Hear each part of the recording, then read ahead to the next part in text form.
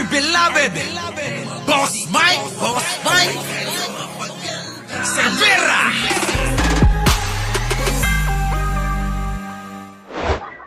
Si Senator Amy Marcos sa pagtitipon ng mga senador. Pera, ganun.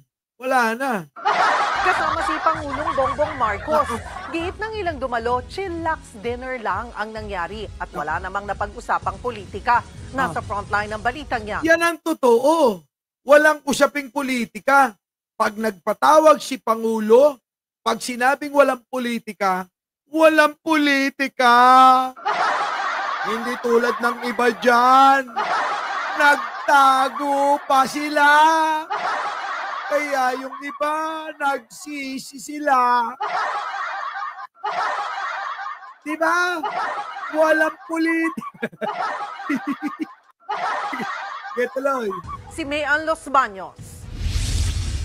Kasamang naghapunan nitong Lunes sina Pangulong Bongbong Marcos at First Lady Liza Araneta Marcos ang 18 senador at kanilang mga asawa sa Bahay Pangulo sa Malacanang. Nako. Ibinahagi ng First Lady ang mga litratong yan sa kanyang mga social media account. Ay, First Lady!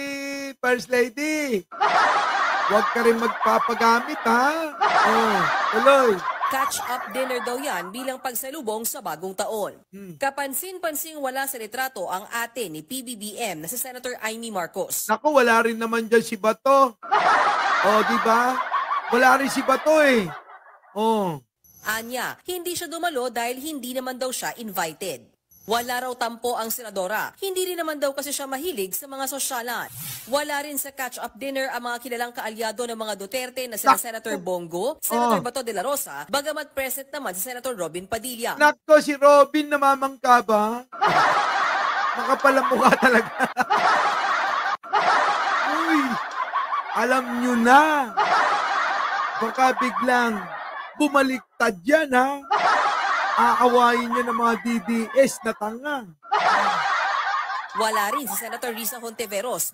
Habang si Senator Grace Poe present daw sa dinner pero wala sa picture dahil na late siya.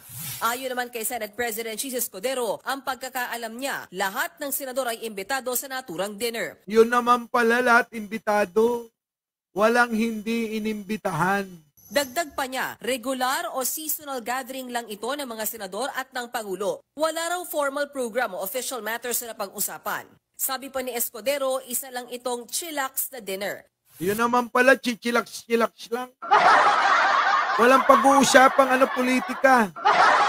Oo, walang pag-uusapan na kahit ano. Banding-banding lang tayo. Diba?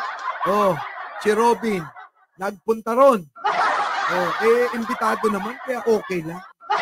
Sabi naman ni Senator J.D. Ejercito, walang politikang napag-usapan sa dinner. Pero matatandaan ninyo, kahit si Pangulo, imbitado. Kahit si Speaker, imbitado sa peace rally ko, no? Wala namang pumunta eh. Hindi sila pumunta kasi hindi makakapal ang mga mukha nun. Nabanggit daw ni First Lady Liza Araneta Marcos ang peace rally ng Iglesia ni Cristo na ginanap sa parehong araw ng nasabing dinner. Sabi nga ni First Lady, parang pag every time nagpapadinner, nagkakaroon ng event, no? Kasi I think yung last dinner was after the Senate change in leadership. Yung last. Tapos ngayon naman may kasabay nung INC rally. Although hanggang doon lang, hindi naman pinag-usapan yung... Walang pinag-usapan, maliwanag ha. Napag-usapan din daw ang ilang priority bills na gustong ipasa ng Malacanang na kaya pa raw ihabol ng mga senador sa mga natitirang sesyon. Kabilang din daw sa tinalakay ang tungkol sa PhilHealth. Baka walang makain doon sa pinuntang mga kababayan si Robin. Walang makain hinain. Doon sa Malacanang may pagkain. Meron doon isimada eh.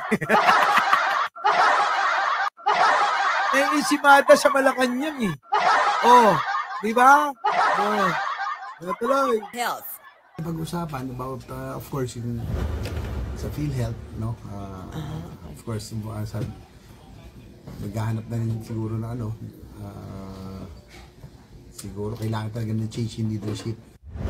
Wala raw commitment ang Pangulo pero umayon siya na kailangan ng ilang pagbabago sa ahensya. Correct! Dapat baguhin! Approve kay Pangulo yan! Diba? Wala. Paring Dix, walang pagkain. Pachuchay. O Maring Juliet. Wala. Elizabeth Tia. Romy Lagrana. Oo. Kuya Waki. Walang pagkain siguro doon sa rally. Baka inubusan na siya ni Marcoleta ng hopya. Kaya pumunta na lang ng Malacanang. Doon busog siya. Di ba, mga kababayan? O, ayan ha. Si Manang Aimee ko, hindi imbitado. Oo, sabi niya. Pero sabi ni Pangulo, imbitado lahat yung mga senador. Yan po eh. So, mga kababayan, bago natin puntahan, sino? Si Mayor Trillanes. Oo ha. Like naman dyan. At huwag kakalimutan mag-share, mag-subscribe sa mga hindi pa nakasubscribe. 188,000 na tayo mga kababayan. 12 kembot na lang. 200 na tayo. Congratulations po sa inyong lahat. Kung wala kayo, wala itong channel na to. Yan yun mga kababayan. Our beloved Boss Mike.